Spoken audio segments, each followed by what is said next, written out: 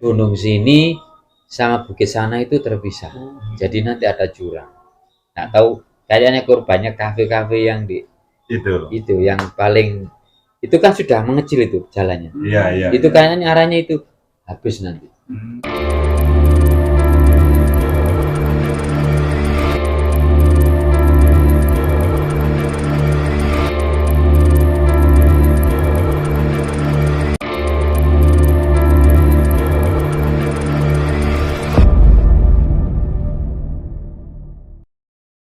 Assalamualaikum warahmatullahi wabarakatuh.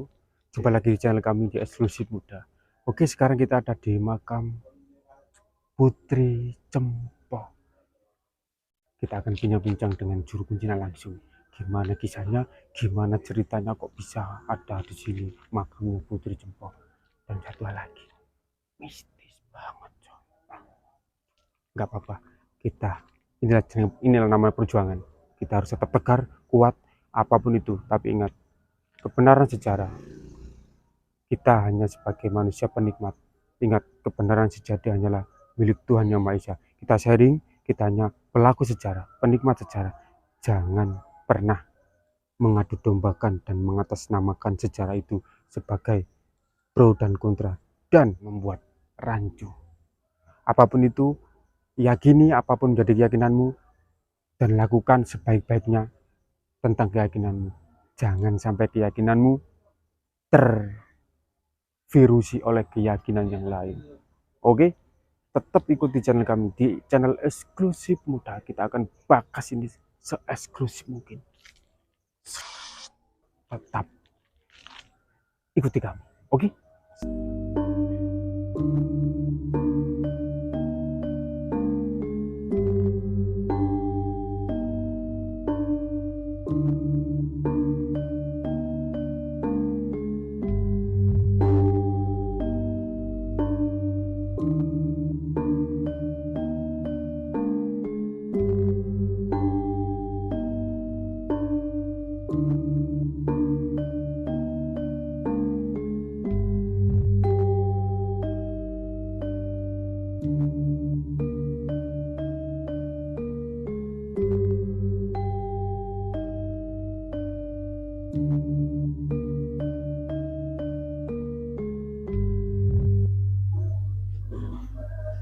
Oke, jumpa lagi bersama kita di channel Eksklusif Muda. Sekarang kita ada di makam Mbah Putri Cempo. Kita akan ngobrol-ngobrol tentang sejarah makam Putri Cempo bersama Ustadz Saifuddin. Gimana? Kita ini kan sejarah awal Putri Cempo ini kita nggak tahu. Dulu nih pertama kali ketemu nih kita tahu sejarah sekilas tentang Putri Cempo. Kata-kata Cempo dulu. Assalamualaikum warahmatullahi wabarakatuh. Waalaikumsalam warahmatullahi wabarakatuh. Terima kasih atas kehadiran rekan-rekan dari YouTuber. Mudah-mudahan sedikit informasi yang saya sampaikan nanti bisa membawa manfaat atau berguna bagi anak-anak muda yang penerus generasi sekarang. Amin, amin, amin, amin. Putri Cempo ini berasal sejarah. Sekarang kita bahas sejarah asal mula dari Putri Cempo. Ya. Putri Cempo ini berasal dari kerajaan Campah yang waktu itu adalah kerajaan jajahan atau bawahan Mojopahit. Jadi kerajaan Campah itu di waktu itu adalah termasuk wilayah kerajaan Mojopahit. Perjalanan beliau ke sini khususnya ke kota Mojopahit itu membawa misi untuk mengislamkan Mojopahit yang waktu itu adalah beragama Hindu. Seperti itu. Beliau ini kalau hubungannya dengan Kanjeng Sunan Giri bisa dikatakan muridnya Sunan Giri karena sama-sama nyantri di Sunan Ampel. Juga bisa dikatakan temannya Sunan Giri karena sama-sama nyantri di Sunan Ampel ya. Juga bisa dikatakan muridnya Sunan Giri karena dalam memperdalam ilmu kewalian. Putri Campa ini dalam bimbingan Kanjeng Sunan Giri. Itu kalau hubungannya dengan Sunan Giri. Kalau hubungannya dengan Sunan Ampel ya, beliau juga bisa dikatakan adalah santrinya Sunan Ampel. Memang waktu itu berguru bersama dengan Sunan Giri ke Sunan Ampel. Dan beliau juga adalah adik dari ibunya Sunan Ampel. Jadi beliau ini adalah bibinya Sunan Ampel. Bibinya Sunan Ampel. Bibinya Sunan Ampel. Memang kalau dibahas masalah usia, memang usianya lebih tua Sunan Ampel. Tapi dari silsilah beliau ini masih bibinya Sunan Ampel, lebih tua dari Mbah Ampel, dari susunan silsilah. Ya. Jadi seperti itu. Nah, banyak orang yang salah informasi ya. Yang katanya ada beliau ini adalah istri dari Sunan Giri. Itu salah banget. Salah banget, karena beliau ini sampai saat ini beliau ini masih remaja putri, belum pernah menikah. Dan kalau kita logika saja, masa menantunya Sunan Ampel dapat buliknya Sunan Ampel, bibinya Sunan Ampel kan yo kok ngelamai. Ya, seperti itu. Jadi dari logika saja sudah tidak masuk. Dan kalau kita lihat tempat, kalau memang beliau ini masih istrinya Sunan Giri, nggak mungkin terpencil di sini, paling di kawasan sana, di area Sunan Giri sana. Itu kalau kita bicara dengan tentang logikanya, itu sebetulnya sumbernya setengah ngawur. Kalau beliau itu, iya, kemarin juga saya ketemu dari Universitas Muhammadiyah Malang juga. Mereka mengatakan beliau ini adalah istrinya Sunan Giri. Saya itu ketawa, loh, beliau ini masih remaja putri kok, belum pernah menikah. Seperti itu. Jadi hubungannya dengan Sunan Ampel, beliau ini adalah bibinya, juga muridnya Sunan Ampel. Kalau hubungannya dengan Sunan Giri, beliau ini ya muridnya Sunan Giri, ya juga temannya Sunan Giri, sama-sama berguru di Sunan Ampel, seperti itu. Itu aja yang bisa saya sampaikan. Kan banyak sejarah yang simpang siur, katanya istrinya siapa kan itu. Ya, kalau istri dari Brawijaya itu yang sedikit perlu dipertanyakan. Ya, ada yang bilang di situ.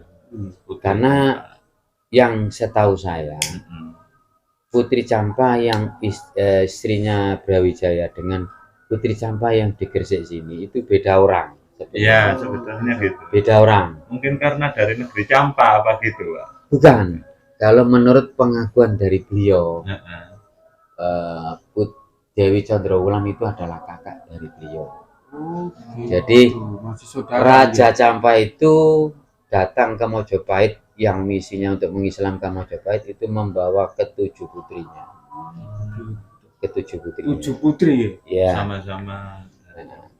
Sama-sama dari Campa, ketujuh putri. Enggak tahu di situ kan orang dulu itu kan raja itu istrinya banyak. Iya. Yang menurut pengakuan beliau itu memang di waktu itu romonya Raja Mojopahit, Raja Campa itu membawa ketujuh putrinya untuk ke Mojopahit. Jadi di Lasem juga ada Putri Campa, di Sunan Bonang situ kan. Iya, makanya itu. Nah, itu adalah memang rangkaian dari saudara-saudara beliau. Jadi beda orang juga. Sama satu negeri gitu loh, dari Campa gitu kan. Kalau orang yang bisa masuk ke dunia gaib, insya Allah beda orangnya, pasti itu beda orang. Iya. Untuk nama aslinya sendiri ini Putri Campa ini? Beliau ini nama aslinya Dewi Narawati. Dewi Narawati. Dan semua dari saudara-saudara itu semua pakai awalan nama Dewi. Kalau yang di Trawulan itu kan Dewi Condrowulan. Ya, Nah, benar. terus kalau yang di ini, yang di daerah Jawa Tengah itu ada Dewi Sri, Dewi Murni, banyak. Semua pakai awalan Dewi semua, saudara-saudaranya. Seperti itu. Dari ini kan ntar kan jelas, Ya. biar nggak salah persepsi dan nggak salah tentang sejarah kan begitu. Khususnya nama Campa Nama itu. Campa Iya. itu. Sampai itu kalau sekarang wilayah kerajaan Jampa itu antara Kamboja sama Singapura. Karena di waktu itu kerajaan Jampa itu kerajaan yang ibaratnya itu tempat berlabuhnya, tempat bersandarnya kapal-kapal dari kerajaan-kerajaan lain. Ibaratnya apa sekarang ya, pasar dunia di waktu itu. Makanya sebenarnya kerajaan Campa ini jadi rebutan semua kerajaan-kerajaan di dunia waktu itu, karena dianggap kerajaan Campa ini kerajaan yang makmur. Karena di situ tempat berlabuhnya kapal-kapal yang dari semua berbagai kerajaan. Waktu itu belum ada negara, jadi kerajaan. Nah kebetulan waktu itu Gajah Mada membawa nama Mojopahit bisa menaklukkan kerajaan Jampa. Seperti itu. Karena di waktu itu kerajaan terbesar di masa Mojopahit itu adalah Mojopahit sama Tiongkok sama Sriwijaya waktu itu. Jadi ini ketiga kerajaan yang ibaratnya itu sekarang itu Amerika, Indonesia, jadi kerajaan terbesar. Jadi Mojopahit, Sriwijaya, Tiongkok. Kalau untuk istri, kalau untuk suaminya, kira-kira Beliau ini masih remaja, putri. belum pernah menikah sampai sekarang. Dan kalau ada orang yang ngomong beliau ini menaruh hati dengan Sunan Giri itu ya sedikit betul, karena memang semenjak kepulangan Sunan Giri dari pondoknya Sunan Ampel, beliau ini merasa gak ada teman, merasa kesepian, butuh orang-orang untuk curhat. Akhirnya beliau minta izin sama Sunan Ampel. Kanjeng Sunan, saya mohon izin, saya itu kepingin kayak Sunan Giri, jadi kepingin jadi wali yang kayak Sunan Giri. Akhirnya Sunan Ampel menyadari, mungkin dari rasa itu Sunan Ampel memaklumi, akhirnya disuruh, kalau kamu kepingin seperti Sunan Giri ya kesana, ikut Sunan Giri. Akhirnya tidak lama sepulangnya Sunan Giri, Putri Campa menyusul ke Giri sini. Dan waktu itu malah kepingin berguru ke Sunan Giri, tapi waktu itu tidak diperbolehkan sama Sunan Giri. Karena apa?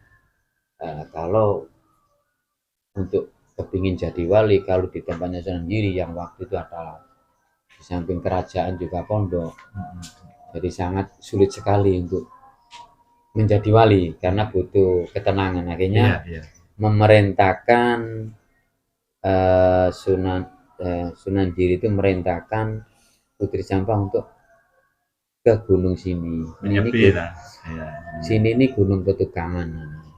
Gunung Petukangan sama kayak Kelurahan Gending ke Kecamatan di itu mau masuk Sunan Ampel itu kan jalan Petukangan nama jalannya. Mungkin ini Gunung ada kaitannya seperti itu. Petukangan itu apa? Kok bisa dikatakan Petukangan itu? Petukangan itu kan petukangan.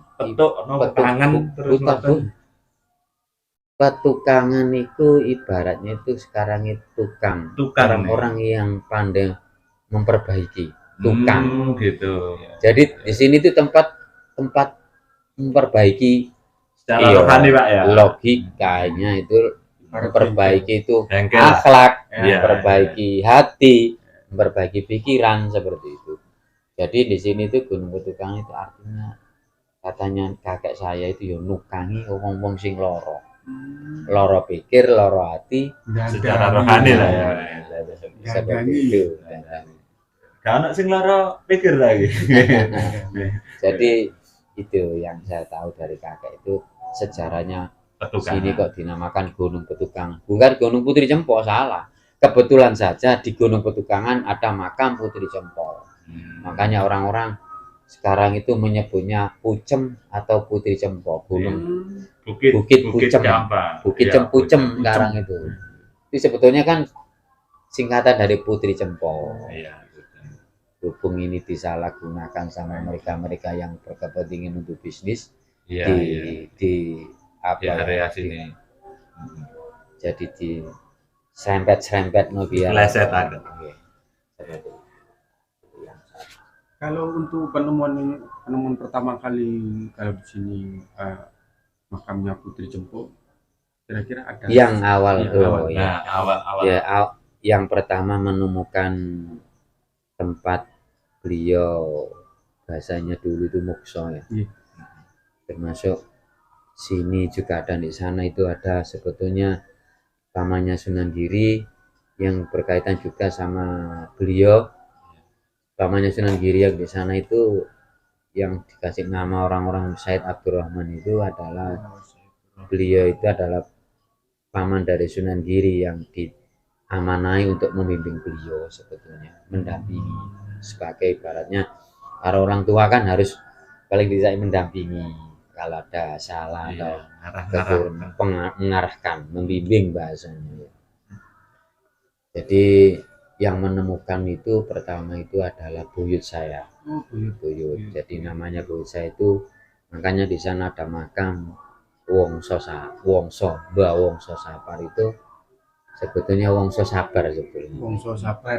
Karena Wongso saking Sabar. sabarnya orang di kawasan sini, di daerah sini terkenal sabarnya orang, makanya beliau itu dikasih nama julukan sama orang-orang sekitar itu Mbah Wongso Sabar.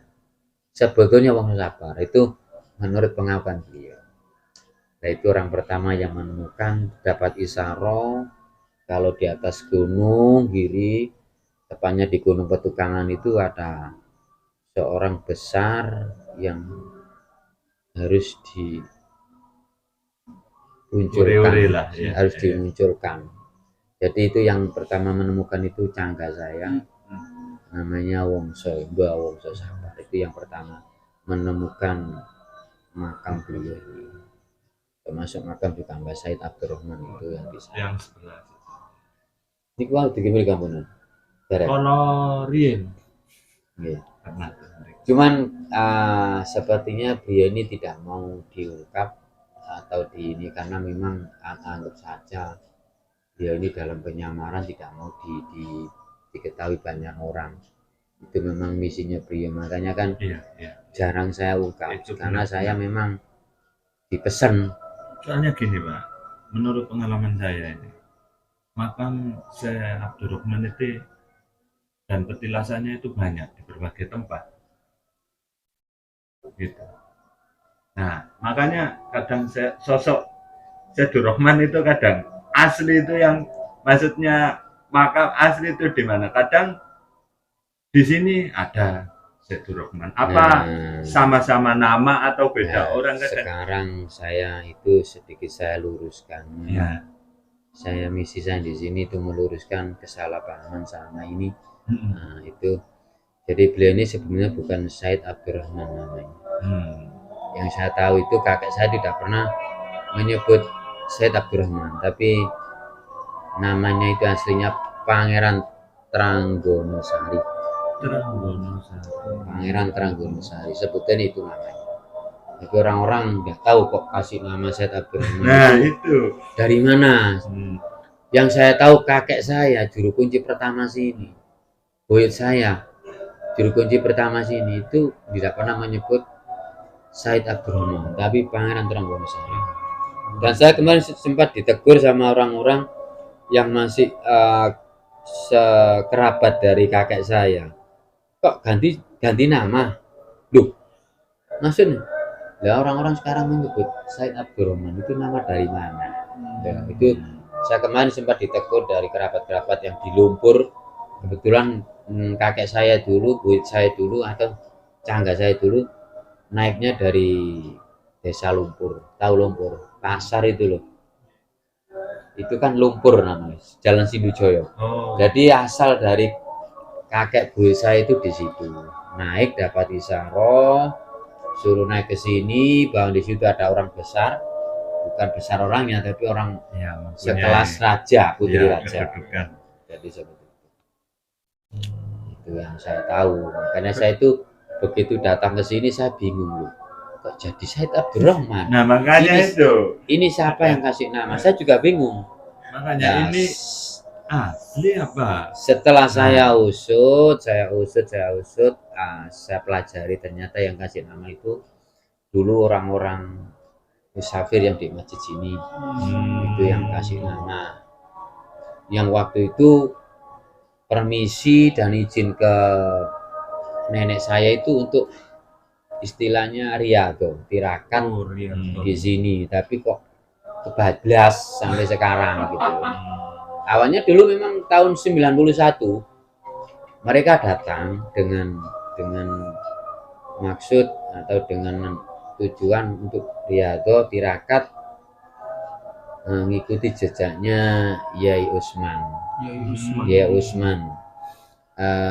Ini abahnya Yai Asrori. Oh, ke dinding. Kedinding. Surabaya. Itu sebagai alasan mereka riado, dan waktu itu masih belum gini masjidnya, masih separuh tembok separuh triplek waktu itu. Nah, saya itu heran, nah, waktu itu saya itu belum ada di sini. Jadi saya kaget kok ganti nama Said Abdurrahman, itu saya kaget sekali. Dan sampai masjidnya kan dikasih nama Said Abdurrahman. Iya. Loh, saya lucu itu, termasuk lucu sekali. Sebetulnya setahu saya, soalnya saya kecil itu di sini bersama kakek itu tidak pernah menyebut Said Abdurrahman, tapi Pangeran Trenggono. Itu orang yang diamanai Sunan Giri untuk menampingi Putri Sempo dalam memperdalam ilmu kewalian dan juga dalam bimbingannya Sunan Giri. Berarti pengawas lah, penjaga barangkali ada Pembimbing. apa-apa. Dan orang penjaga tidak mungkin orang sembarang. Nah, kan Pasti gitu. yo. Soalnya kan Sakti. tempatnya seperti ini. Ya. Gitu. Mungkin barangkali. Itu seperti itu. Jadi saya tahu saya dulu kalau kakek saya bilang itu kalau urusan ilmu itu ke sana. Kalau urusan dunia sini. Itu memang pernah diomongkan sama kakek saya. Tidak tahu seperti apa dunia. Dunia kan macam-macam. Ya urusannya nyambut gawe, ya urusan ini, itu urusan dunia istilahnya. Itu ke sini kalau Ya, urusan kayaknya dunia. Berarti termasuk juru kuncinya yang turun-temurun. Turun temurun. Sampai jenengan. Mulai dari buyut saya ini urutan yang keenam. Oh, kan 6 jenengan. Urutan keenam. Saya ini urutan keenam. Kalau melihat makam sini dulunya begini apa gimana? Dulunya ini tidak seperti ini. Kalau dulu tuh ininya ini masih murni dari kayu semua. Dinding-dinding juga dari kayu. Ini kalau enggak, terus pagar itu dulu tuh pagar Kak Sunan Giri gitu, hanya batu disusun gitu aja, tataan batu muter seperti di Sunan Giri yang depannya itu. Ya. Seperti itu dulu, seperti itu. Terus ini ada orang yang katanya sih orang donatur bahasanya itu, karena ada nazar janji yang pernah diucapkan bapaknya sewaktu riado di sini, kalau sudah berhasil anaknya itu akan memperbaiki. Ya, akhirnya anaknya itu sekarang jadi manajernya pabrik semen. Nah, itu akhirnya itu yang memperbaiki ini ya, itu manajernya pabrik semen. Jadi dari orang-orang donatur. Terus dulunya begini. Sekarang kan banyak warung-warung itu bermunculan. Dulunya kan Ya. emang nggak ada.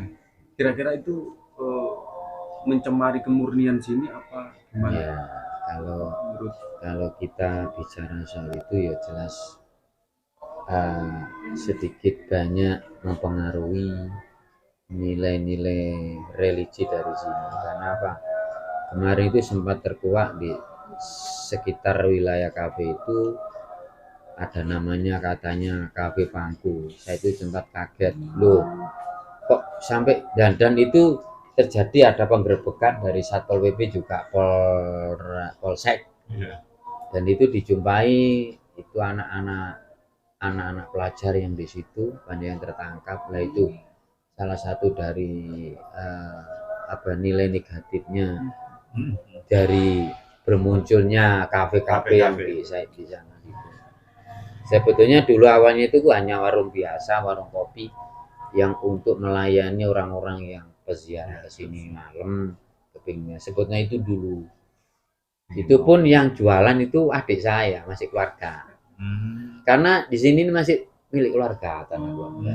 Mulai dari sini sampai sepanjang kafe terakhir pinggir. Itu masih tanah milik kakek. Jadi semua yang di sini ini keluarga semua.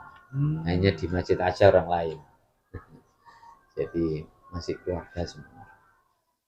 Kalau isyarat goibnya gimana kira-kira? Isyarat goib mau diapakan kira-kira Untuk pencemaran? Kalau dari saya yang saya ketahui dari isyarat goibnya itu nanti kedepannya ini akan terpisah. Jadi antara gunung sini sama bukit sana itu terpisah. Jadi nanti ada jurang. Nggak tahu kayaknya korbannya kafe-kafe yang di itu yang paling itu kan sudah mengecil itu jalannya. Iya. Itu kayaknya arahnya itu habis nanti. Iya, yang mau tikungan naik itu pas ya, tikungan gitu. yang mau naik Kan, itu, Pak. Kan mepet sudah di sama. Yang di stop tadi.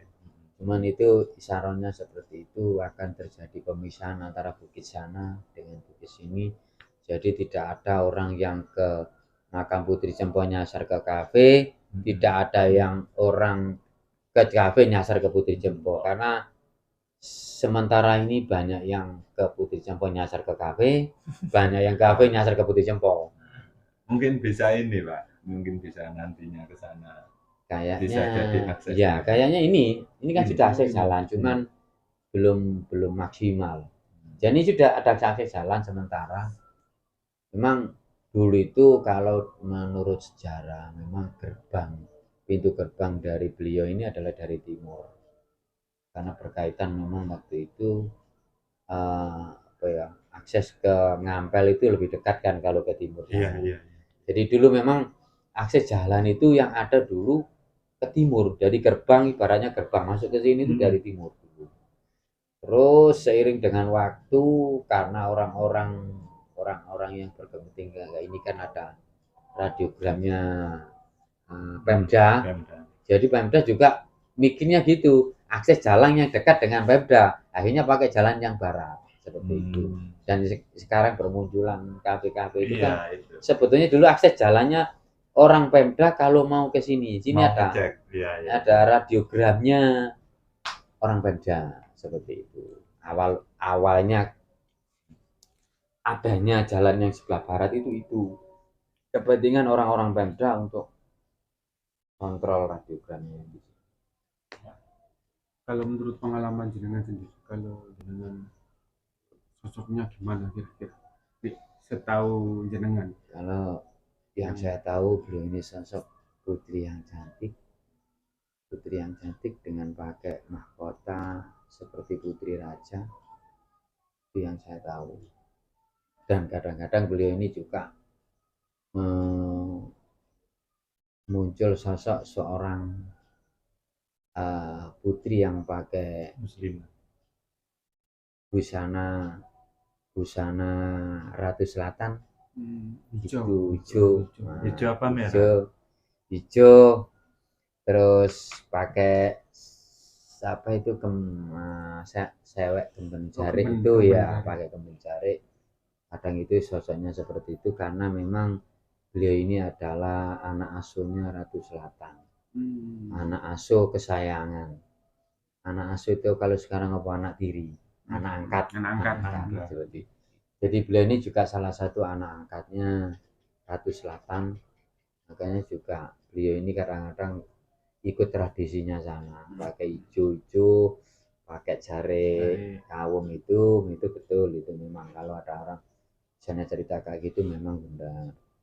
Jadi beliau ini masih mirip-mirip Ratu Selatan karena memang terbawa tradisi sana, karena beliau ini ada anak asuh kesayangannya Ratu Selatan. Gitu. Tapi awal mulanya memang beliau ini sosok putri. Kalau kadang-kadang orang-orang peziarah pertama itu pasti beliau sosok putri awal ke sini. Tapi kalau sudah sering, Bapak ini kok lain, anu sosoknya kok lain. Ya, itu memang untuk sosok yang sekarang itu, karena kerap kali beliau ini datang ke pantai selatan itu mungkin ada urusan di kok nggak tahu, cuman karena beliau ini adalah anak asuh kesayangan Ratu Selatan.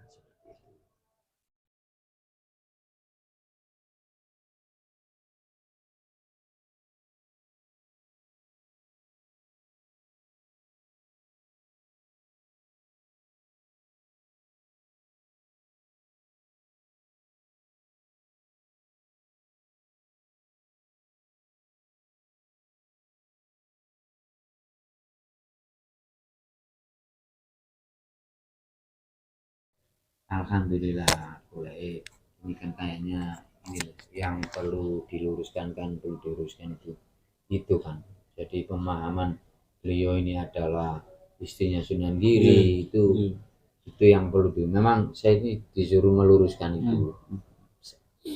Dan banyak fitnah-fitnah di sini itu kalau bahwa di sini ini ada tempat pesugihan, tempat cari nomor, saya itu ngeri kalau denger itu. Nah itu Pak yang Dan itu yang misi saya itu meluruskan itu. Jadi kok ya wong iki sekelas Sunan Giri kok tempati pesugihan juga tempati golek nomor. Memang dulu sempat disalahkan sama salah gunakan sama musafir gak jelas. Jadi dibuka perdukunan di sini. Tapi itu memang di sini terlantar. Jadi saudara-saudara saya itu tidak ada yang mau melanjutkan misinya kakek. Jadi terlantar di sini, akhirnya mereka yang mengaku jadi dukun akhirnya buka praktek di sini. Dan di sini sih dia nomor. Oh sekarang nomor ini, anu Pak ini ya. Loh bingung, akhirnya sih peziarah bingung loh. Iki kati ziarah kok kayak nomor. Pun saya kira lah waktu itu memang kacau balau. Nah, itu tugas saya untuk meluruskan fitnah itu, termasuk di sini tempatnya pesugihan. Lho putih sampah menang soke wong putri raja ya pasti soke. Ya logika kan gitu. Saya kira sudah cukup untuk bincang-bincangnya, dan terima kasih. Mohon maaf apabila kami mengganggu ketenangan sampean nggih.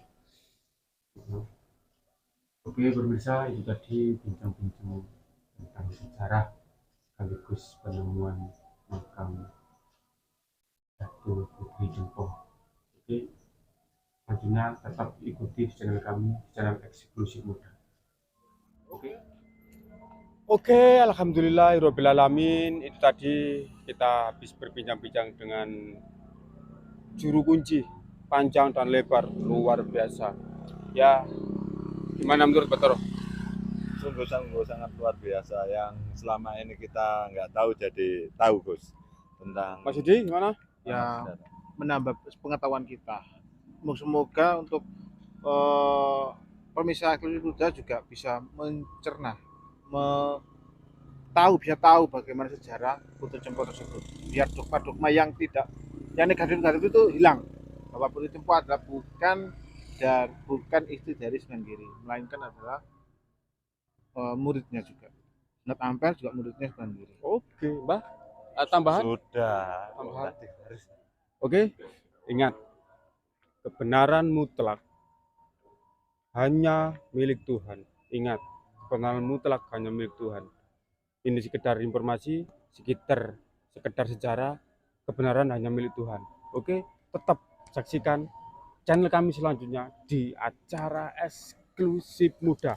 Mohon maaf apabila kami kurang bergairah sekarang. Oke, tetap ikuti di channel kami, channel eksklusif muda. Assalamualaikum warahmatullahi wabarakatuh. Salam, salam, salam rahayu. Tuhan.